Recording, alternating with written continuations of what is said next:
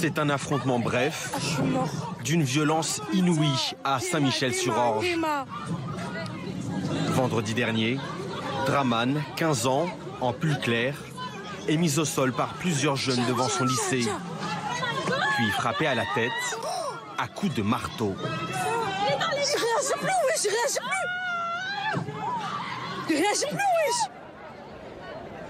Sous le choc, ils sont nombreux, lycéens et habitants, à s'être réunis hier pour soutenir les proches de Draman, mais aussi pour dénoncer les violences entre bandes rivales de Saint-Michel-sur-Orge et de Sainte-Geneviève-des-Bois, la ville voisine.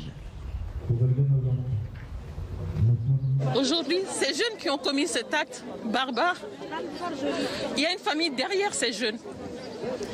Donc j'invite les familles à investir dans l'éducation de leurs enfants. Aujourd'hui, c'est Draman qui est victime.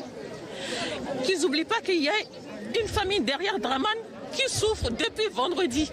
On ne dort pas, on ne mange pas. Parce que notre frère est actuellement dans le coma. Une famille désespérée en Essonne. Une autre endeuillée, celle de Marjorie à Ivry-sur-Seine. Lors de cette marche jaune, la couleur préférée de Marjorie,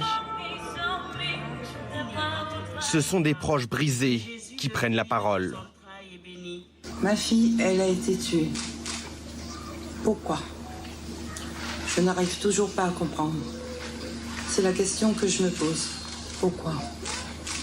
Juste parce qu'elle a voulu défendre sa petite sœur, la protéger.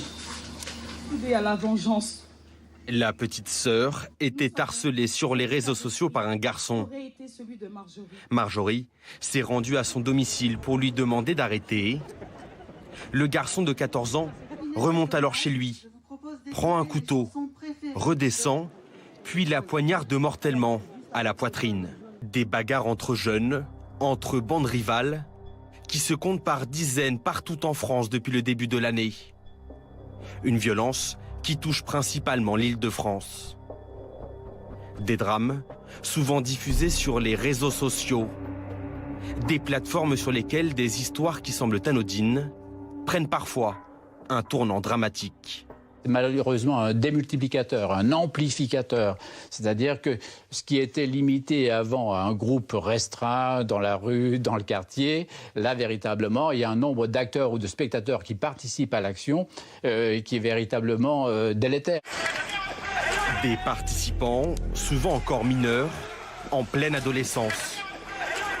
Des jeunes en perte de confiance qui côtoient dès le plus jeune âge violence, trafic de drogue, guerre de territoire, pauvreté et chômage. La recette d'un cocktail explosif, possiblement pimenté par des mois de confinement.